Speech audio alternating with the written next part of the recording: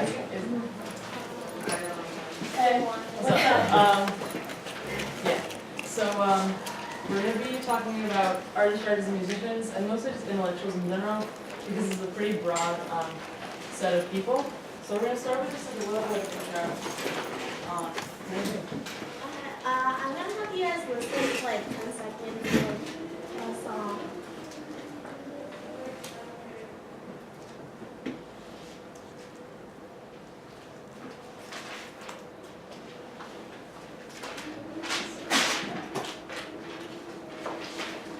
Is the button on the left, the circle button, red or orange or green? Orange. Tap it, and then it's green. There you go.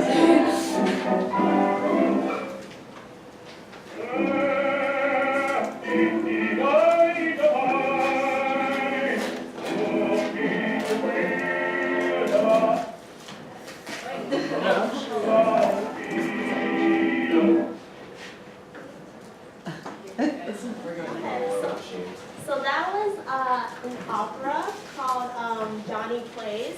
It's about a jazz violinist, and the novel The Royal Game is a novel by Stefan Zweig, and the painting over there called The Sick Child is painted by Edward Munch. All three of these pieces have one thing in common: the Nazis hated these pieces. So the Nazis, when it came to art or music, when it came to pieces of art or music they didn't like, they would label it degenerate. And they didn't really like any types of modern art, including like art from like expressionism or impressionism or the Dada movement, or any art by Jewish artists, or any artists they labeled as Bolshevik or communist. And the same thing goes for music. They didn't really like genres such as jazz and Schlager or operetta. They didn't like any Jewish communist musicians either. And then for writers, they didn't, of course, same thing applies, Jewish communists. And then any type of writing that like went against Nazi ideology, including communism, socialism, or anything else like that. So we kind of already went over this, but so the Nazis obviously they had very strict views on what creative content their people in Germany made, and this is just a picture of a book burning that they held. You can see people doing the Nazi salute in the back of it, and this was like common to burn or destroy any forms of degenerate works of art. And on the next slide, this is a quote from Mein Kampf. It says, "Here was a pestilence, a moral pestilence, which with the public was being infected. It was worse than the Black Plague of long ago, and in what mighty doses this poison was manufactured and distributed. Naturally, the lower the moral and intellectual level of such an author of artistic products, the more inexhaustible his fecundity." And fecundity means the ability to produce many new ideas. So this is a quote, Taylor. I think this was about specifically a Jewish artist, but it kind of applies to the whole Nazi sentiment in general. Like I highlighted the words pestilence, plague, poison, and because it's just like they're relating like works of art and works of creativity to poison and kind of just like the detriment or the downfall of the entire German Republic. So a brief chronology. So in March of 1933, they passed the Reich Ministry for Public Enlightenment and Propaganda was established, and they put Joseph Goebbels in charge of it. And this ministry was basically in charge of controlling German news media, literature, visual arts, filmmaking, theater, music, all that sort of stuff. In May of 1933, the German Student Union, they organized a massive book burning in universities across the country, where they basically purged the libraries of books deemed un-German. So they were about, like, written by Jewish authors, or they were about, like, communist ideas or anything like that. In August of 1937, they opened two, like, propaganda exhibits. One of them was the Great German Art Exhibition, and the other one was the degenerate art exhibition. And these were meant to like contrast each other and show the German population what good German art should look like and what degenerate modern art looks like. So note about that one, like the degenerate art exhibit was kind of set up for like a comedic kind of thing. Like it was basically intended for people to laugh. So people would walk through, like laugh at it, discredit it as art itself, and kind of move on to like what great German art was. So August to November of 37, they like purged a bunch of German art museums of degenerate art. And then in May of 1938, they opened yet another exhibit, this time exhibiting degenerate music, which was things like modern music, swing, jazz, anything composed by a Jewish composer, stuff like that. In November of 1941, they opened Theresienstadt, which was a concentration camp where a lot of artists, writers, and musicians were interned. In 1944, representatives from the International Red Cross visited Theresienstadt, and we'll talk more about that later. And in 1945, Theresienstadt was liberated by the Soviet Army.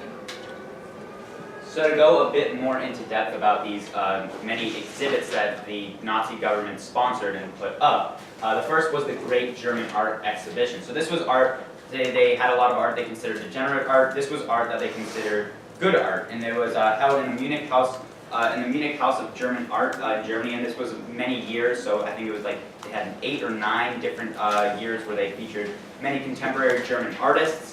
And there was a combination of different works in there. Some were themes of war, and so you have nationalistic pride. Others were more rural and kind of this like classic German family, what like the ideal nature of family would be. And it was used to like discredit the artists, and it's all the degenerate art. But this was used as more propaganda. The Great German Art Exhibition, because it just like to build up German confidence, German pride, and it also was used as like a sales place to like promote German or promote Nazi verified German artists. And Hitler bought a lot of pieces from this art as well. And so then on the other hand, you have the Degenerate Art Exhibition, and this was organized by Adolf Ziegler and other Nazi parties, and it was the works that were in it were defined as they would insult German feeling or destroy or confuse natural form or simply reveal an absence of adequate manual and artistic skill. And that's what the Nazis used to determine what art went in here, but it was really more, what we kind of went over before, any Jewish artists or any artists that were modernism, Dada, anything that wasn't nationalistic German pride, kind of made it into the museum. They had 650 paintings in total, sculptures, prints by 112 artists. This is just an example of something that, like an art piece that would be up there. You can see everybody, it's like looks a little deformed, and it's pretty un-German. And so the part of this museum is that it was like kind of making a mockery. So they put labels next to each of the paintings, and they put the prices that they would set, the museum that they'd stolen from bought them for, to kind of make fun of the piece. And it was especially bad because this was right after the period of hyperinflation. So they'd be like, this art piece sold for $300 trillion to the museum, and people would be like, whoa, that's not worth it. And so that's kind of how they did it. And then finally, we have the music, which is this is a little more confusing one, because I feel like a lot of like the music is like there's no words to it, it's just like music. So how can music be degenerate? But there were specific types of music that the Nazis didn't like, which was Schlager, operetta, and atonal music. And they especially didn't like Jewish composers, and they really didn't like jazz as well. And that had a lot of racial bias against black people, and especially from the United States. And it was basically a campaign against musicians and their musics. They stole their music, they put them in this exhibit, and then they banned them from ever making music again.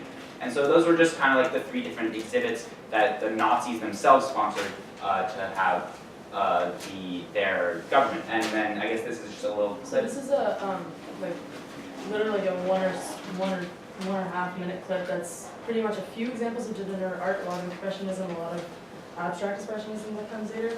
And over it is like three different samples of music. So they're very different genres. The first one is Rhapsody in Blue by George Gershwin, which is like more of a jazzy kind of piece. George Gershwin was an American musician, so like it was very in keeping with like the exact kind of music that the Nazis did not like. And then the second piece is just kind of like it was considered a modern kind of composition at the time. It's like the Parade of the Tin Soldiers. You guys are probably recognize all of these. And then the third one was by Arnold Schoenberg, who was Jewish, and Griffin's going to talk about him later. It's called A Survivor from Warsaw, and it's an opus that has like composition that's kind of like, it's pretty modern, but it also has spoken word over it, and it was not meant to be sung, so you guys will see what I mean by that. But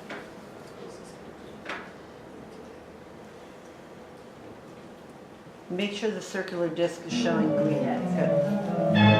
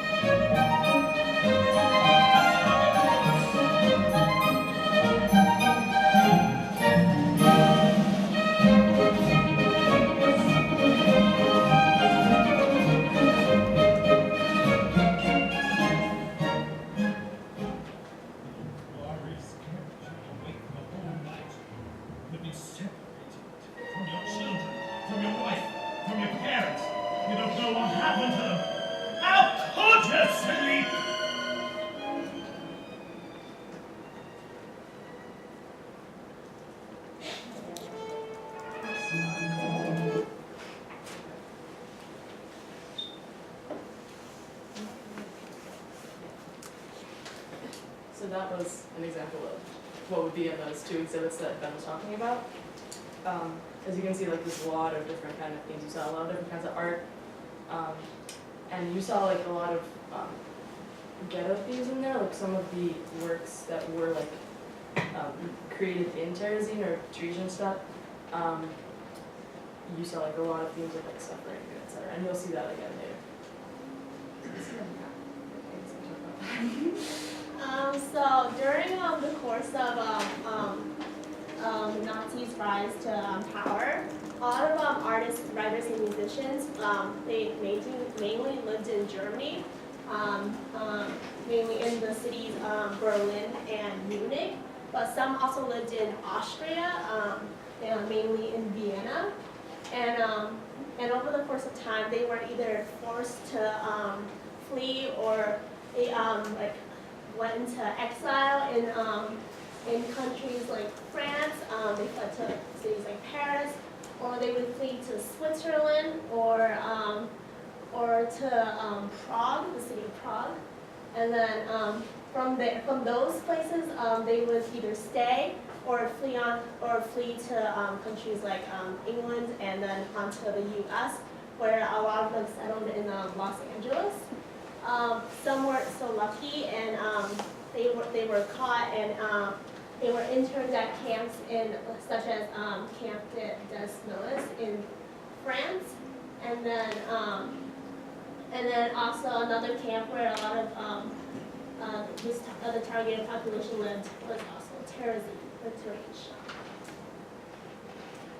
So a little bit more about Terezin. So Terezin was like a Jewish settlement, is what the SS called it, but it was like part concentration camp, part ghetto.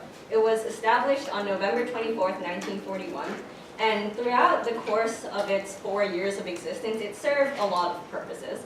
So it was an assembly center before transporting Jews to like other concentration camps or ghettos. It was a ghetto for elderly and like prominent Jews, so Jews that had gained like some sort of like cultural dominance through things like music or art or anything like that. It was a labor camp, and it was also used as a propaganda vehicle to show to the rest of the world what the Germans were doing to the Jews. And so throughout the course of its existence, approximately 155,000 Jews passed through here. And of them, 83,000 of them died in concentration camps, and 35,000 died in Terezin itself from disease and malnutrition. So Terezin, because it had all of these artists, writers, and musicians, it had a highly developed cultural life. It had a lending library of over 60,000 books, and over the course of its existence, over 2,300 lectures were given here on things ranging from art to medicine, from economics to Jewish history. So intellectual life still flourished in this camp. And could you play the first? Can you go back? Oh, sorry. The first thing before. So artists kept on doing art here, and musicians kept on composing music here. And probably the most famous composition to come out of Terezin is this opera called Grundebar, and it was composed by Czech composer Hans Krasa. It's a children's opera, so it was written for and performed by the children of Terezin. And it's this really sort of happy opera about these two kids. They okay, this doesn't really sound happy right now, but trust me, it's the intro. So basically these two kids, they go to the town market and they sing to raise money for their ill mothers, medicine to get better. So it was sort of a sign of hope for the Jews that they could use music and stuff to alleviate their situation. And the composer Hans Krasa, he was eventually deported to Auschwitz, where he was ultimately killed. So staying on this slide, 15,000 children passed through Terezin, and of them, only 150 of them survived. But while they were there, they did normal kids things. So they painted pictures, they wrote poetry, and they otherwise tried to maintain some semblance of normality. And these are some of the paintings of the 15,000 children that lived in Terezin at some point. No, it's fine.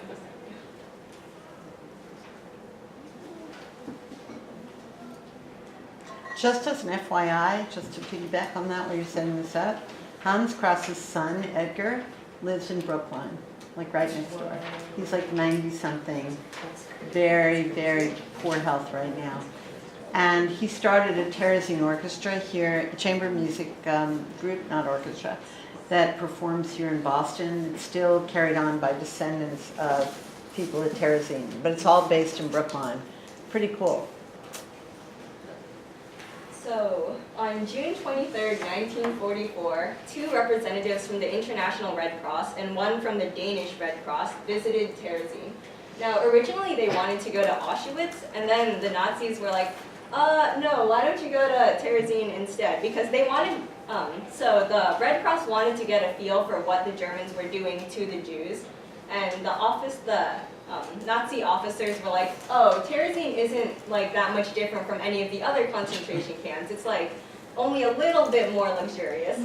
So in preparation for the Red Cross visit, they deported 7,500 of the Jews to Auschwitz in order to alleviate some of the overcrowding. And they also made prisoners do things like paint houses, plant gardens, renovate the barracks, just to make and generally beautify the camp.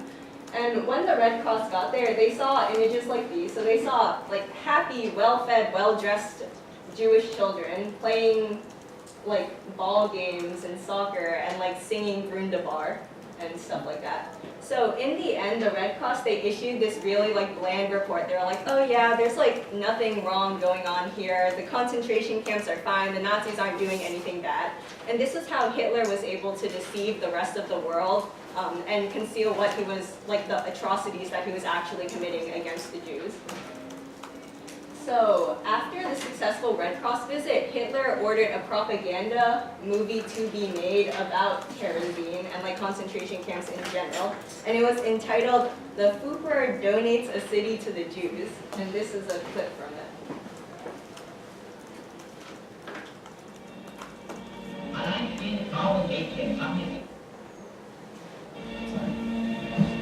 In contrast to reality, the Nazi propaganda film of 1944 shows women being quartered in a residential hut.